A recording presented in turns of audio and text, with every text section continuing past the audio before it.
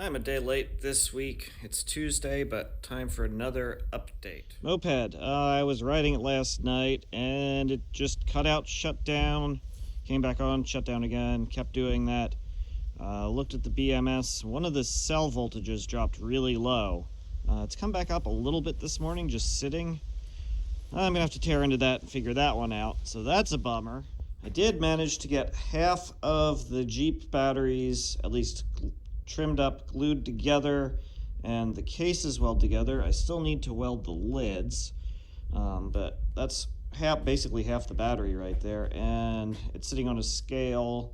They're about 43 pounds each. I thought they were going to be 50 pounds each, so going to save about 7 pounds, which is, 7 pounds on each one, times 10 is 70 pounds, which is not an insignificant number. Current project and next video, I got the TIG welder set up, and I have just been TIG welding little bits of aluminum together, sticking my tungsten in the aluminum or smacking it with the filler rod, but I'm starting to get the hang of this. There's a few little spots there where it kind of looks like I might have actually stacked a few dimes, but getting the hang of it.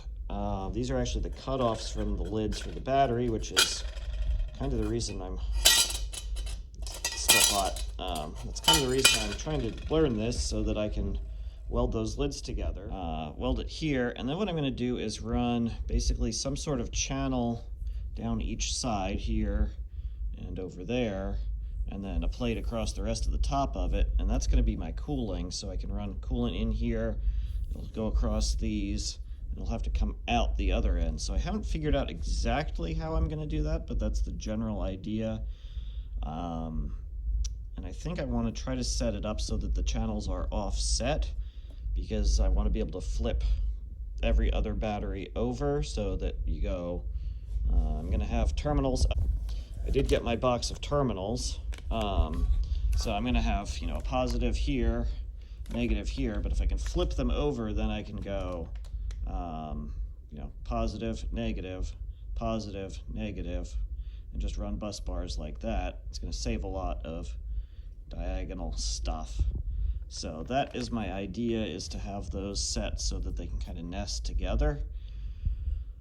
But I need to get a little bit better at TIG welding, but I'm pretty sure that if I do all of that, I will actually be pretty good at TIG welding by the time I'm done.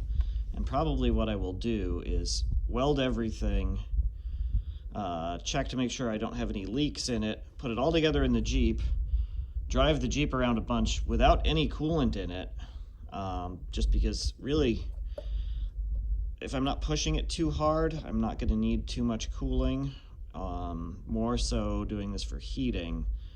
But I can just keep an eye on battery temperatures and limit it that way for the time being, and then after I put some miles on it, pull it all apart, check them again, make sure nothing's cracked or leaks, and then put it back together and actually do the proper thermal management on it. Well, it's also time to replace the neck gaskets and wrist gaskets on my dry suit. It's been really beautiful weather here lately, unseasonably warm, which is what it is, but I'll at least enjoy it while the doom and gloom of climate change sets in.